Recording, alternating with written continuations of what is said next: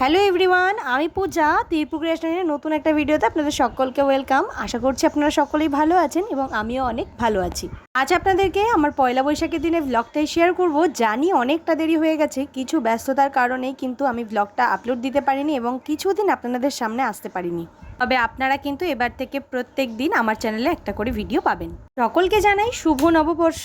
নববর্ষের দিন সকালবেলা উঠেই কিন্তু রান্নাবাড়ি করেই কিন্তু স্নান কমপ্লিট করেই কিন্তু একটু স্কিন কেয়ার করে নিচ্ছিলাম, কারণ সারাদিনের এত ব্যস্ত একটা শিডিউল রয়েছে যার কারণে স্কিন কেয়ার কিন্তু সারাদিন আর হয়ে উঠবে না। আর যা গরম পড়েছে এই গরমে স্কিন কেয়ার করাটা কিন্তু মাস্ট। তারপরেই কিন্তু আমি চলে আসি আমার ঠাকুর ঘরে, কারণ ঘরের পুজো কমপ্লিট করেই কিন্তু আমার বাড়িতে নববর্ষের দিনে হয় লক্ষ্মী গণেশের পুজো। তো সেই পুজোরও কিন্তু জোগাড়জান্তি করতে হবে, সেই কারণে ঘরের পুজোটাই কিন্তু সবার আগে কমপ্লিট করে দিচ্ছিলাম। তারপরে দেখো ঘরের পুজো কমপ্লিট করে এইখানে পাশে কিন্তু লক্ষ্মী গণেশের মূর্তি বসানো হয়েছে, এখানেই লক্ষ্মী গণেশের পুজোটা আমি দেব। তো এখানে সমস্ত কিছু জোগাড় করে নেব। চলো তোমাদেরকে একে একে দেখাই কিভাবে আমি সমস্ত কিছু জোগাড় করছি। এদিকে কিন্তু পুষ্পপত্রটা সবার আগে রেডি করে নিচ্ছিলাম। আর মাম্মাম এদিকে কি বলছে একটু শুনে নাও। তুমি কি বলছিলে গণেশ ঠাকুরকে নিয়ে, কি বলছিলে? গণেশ ঠাকুর খালি লাড্ডুই খেয়ে যায়। তাই তোমরা ওকে লাড্ডু দেবে? তুমি দেবে লাড্ডু? দেবে? তুমি কোথায় দেখেছো গনু দাদা লাড্ডু খায়?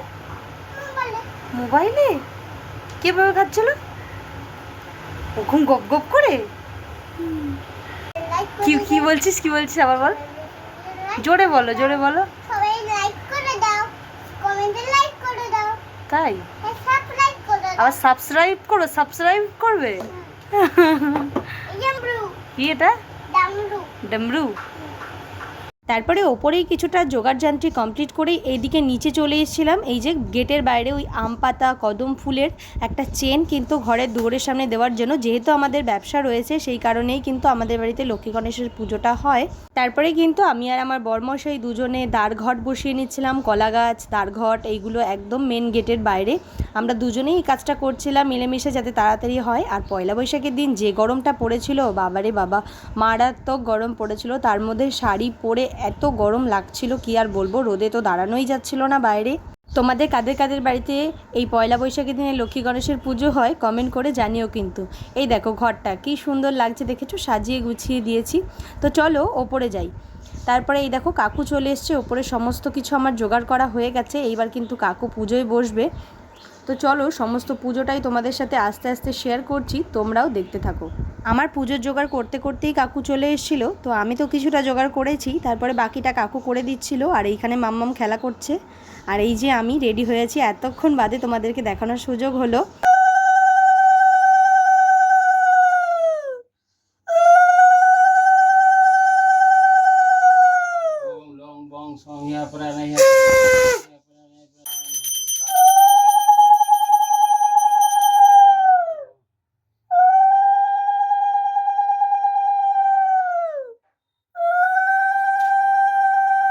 পুনরিকাক্ষং স্ব অভ্যন্তর শুচি নমো শুচি নমো শুচি নমো শুচি।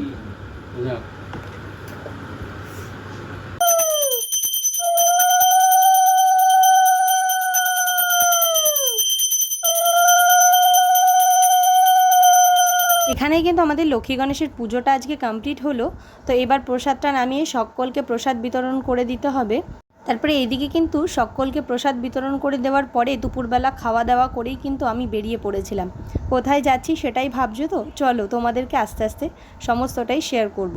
তো আজকে আমি যাচ্ছি শোভাবাজারে মধুবনী হেয়ার অ্যান্ড বিউটি স্যালনে।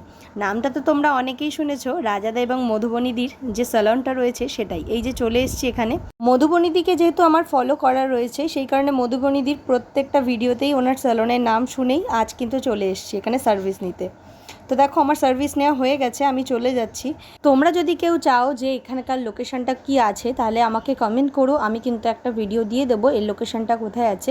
তারপরে কিন্তু আমি বেরিয়ে চলে যাচ্ছি বাড়িতে, কারণ বাড়ি গিয়েই এই যে রেডি হয়ে গেছি, কারণ বরমশাই বলেছিল যে ডিনার করতে নিয়ে যাবে রাত্রেবেলা। সেই কারণেই আমার স্কিনের গ্লোর কামাল কিন্তু কোনো রকম ফিল্টার বা মেকআপ নয়, সেটা হচ্ছে মধুবনীদি হেয়ার অ্যান্ড বিউটি স্যালনের কাজ।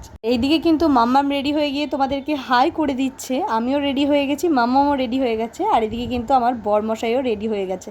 আর আজকে কিন্তু আমরা তিনজনেই প্রায় সেম হোয়াইটের ওপরে ড্রেস রেখেছি। তারপরেই বেরিয়ে পড়েছিলাম। অনেকক্ষণ ক্যাব বুক করার চেষ্টা করেছি, কিছুতেই ক্যাব বুক হচ্ছিল না, কারণ হাতিবাগানে প্রচণ্ড জ্যাম ছিল পয়লা বৈশাখের দিন, সেই কারণেই। তারপর লাস্ট একটা অটো পেয়েছি, সেটা করেই চলে গিয়েছিলাম আমরা চলে গিয়েছিলাম হাতিবাগানের করিমসের ডিনার করতে আজকে। আর এই হচ্ছে করিমস, আর ভিড়টা একটু দেখবে, এই দেখো। যাই হোক, এত মানুষের ভিড় টেলে লাস্ট আমরা ঢুকতে পেরেছিলাম ভেতরে। আর প্রচণ্ড খিদে পেয়ে গেছিলো, তখন বাজে প্রায় রাত্রি 11:30, তখন আমরা ডিনার করতে বসেছিলাম। হ্যালো, আমরা কী খাওয়া দাওয়া করেছিলাম তোমাদের সাথে একটু শেয়ার করি। তো এখানেই ফার্স্টে আমরা অর্ডার করেছিলাম টেংরি কাবাব। টেংরি কাবাবটা কিন্তু ভীষণ টেস্টি ছিল। এখানে একটা লাইম সোডা নেওয়া হয়েছিল। তারপরেই স্টার্টারে আমরা আরেকটা নিয়েছিলাম, এটা হচ্ছে মালাই কাবাব। তারপরে আমরা চিকেন বিরিয়ানি, মাটন বিরিয়ানি, তার সাথে ছিল টিক্কা বাটার মশলা। আমরা খাওয়া দাওয়া কমপ্লিট করে বেরিয়ে পড়েছিলাম। বেরিয়েই কিন্তু একটা অটো পেয়ে গেছি। তো আমরা আর ক্যাবের জন্য ওয়েট করিনি, কারণ পাবো কি পাবো না। তারপরে কিন্তু ক্যাব করে চলে যাচ্ছিলাম বাড়ির দিকে। তো আজকের ভিডিওটা তোমাদের কেমন লাগলো কমেন্ট করে জানিও। জানি অনেক দিন বাদে একটা ভিডিও নিয়ে এসেছি, কেউ ভুলে যেও না প্লিজ। এবার থেকে কিন্তু আস্তে আস্তে আমার চ্যানেলে প্রত্যেক দিন তোমরা ভিডিও পাবে। আজকের দিনটা তো আমরা এভাবেই কাটালাম, তোমরা কিভাবে কাটালে কমেন্ট করে জানাতে একদম ভুলো না। তো আজকের মতো কিন্তু এখানেই টাটা।